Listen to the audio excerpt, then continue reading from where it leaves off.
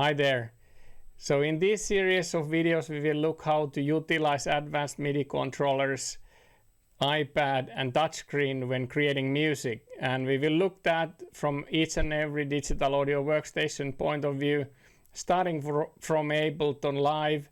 But actually I will also add a Bitwig into the show, as I noticed that Bitwig still works within my environment, so I will also add Bitwig as one of the digital audio workstations that we look into.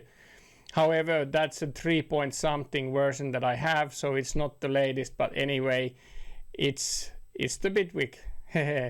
So let's get started with Ableton and see how to utilize these devices and touchscreen and so on and so forth in a music production with Ableton Live.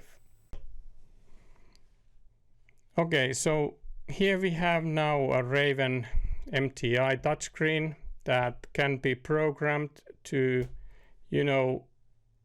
do different touch command or key commands based on touch gestures.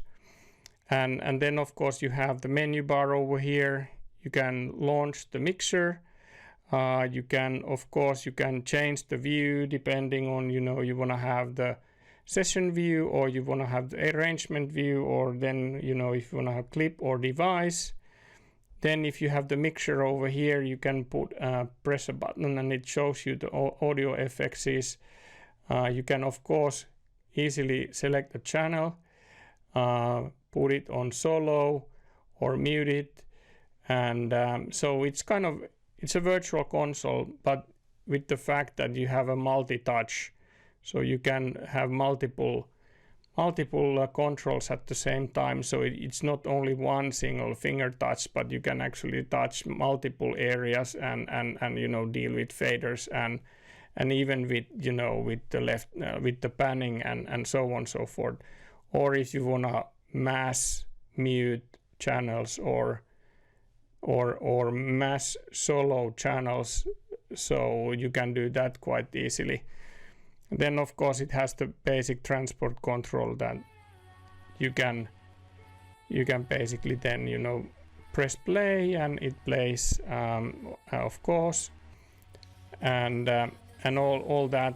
Then you have an ability to add buttons and program these to have macros, so that you can run different keyboard shortcuts or macros to do things for you, like inserting an effect into a selected track, or saving or undoing things, or what else. You can also, of course, everything what you see here you can program by yourself. You have multiple of these popping windows with certain areas that you can influence with, so all this is you can configure. And then you have a floating mixer that doesn't it comes on top of the screen, but it doesn't occupy the whole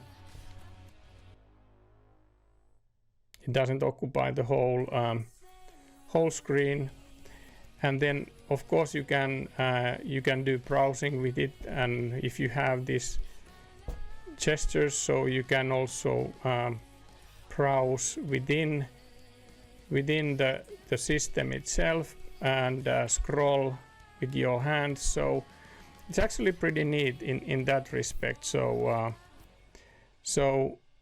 and additionally, for example, if I want to repeat that, I have programmed it so that 3 fingers rotate right will repeat it. 2 fingers will basically delete it when I rotate left. So I can easily, if I don't need that one, I can just go there. Or then 3 fingers rotate right, I can mute things and unmute. So if I don't want to basically bass playing on that, I just rotate 3 fingers right and it gets muted. So in a sense this is pretty handy, and then of course this is the Raven software, but with Mac and with UPDD you could actually use the touchscreen without the Raven software. So then you still can do things like what I just showed, that you can with UPDD driver that you install into your system, you can still use touchscreen gestures so that you can program them here, and then you say what it does based on, you know, a gesture. So and you can do it that for each and every program. So you can go and do this so that every program functions the same way when you are using them with your touchscreen. So you don't necessarily need Raven software, but the Raven software comes with certain bonuses, as you see here, so that, you know, you can have these type of macros and so on and so forth. They are actually also coming with a more a newer version of it soon.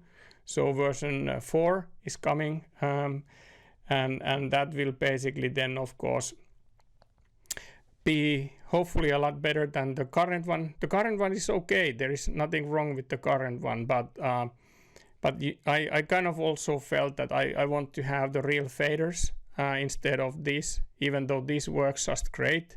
There is nothing wrong with this one. You can even have the fine faders so that it doesn't, you know, go that aggressively.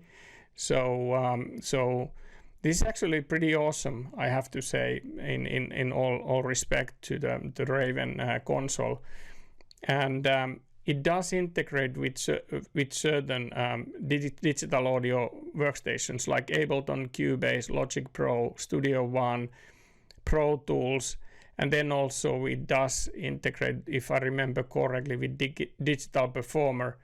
But I will leave a link below so you can check out the, you know, the full support of Raven, and they might actually add some once the new version comes, so you never know what's behind the corner.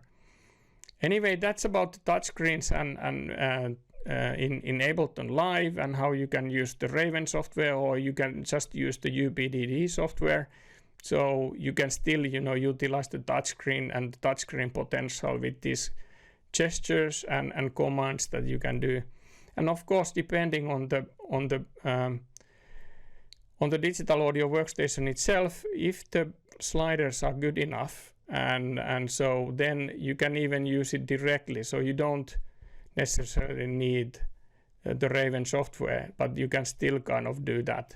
So, for example, if I play now, I can easily now with the new Live 12 to kind of deal with fader. I can also, you know, mute it. I can deal with the panning, and so all that basically works great without any need with the Raven software specifically. Of course, it gives a nice bonus, as said already.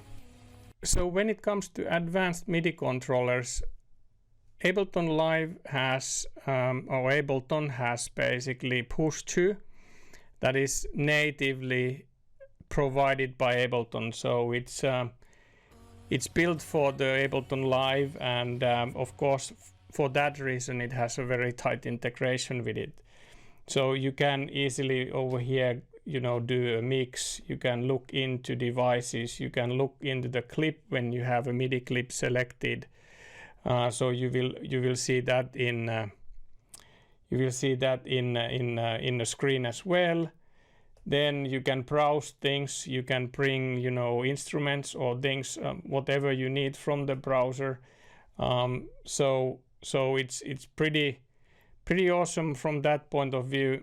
Then of course when you change the you know, the device that you wanna control, the push changes the controls in it automatically, of course, so you can easily go and quickly, you know, change things.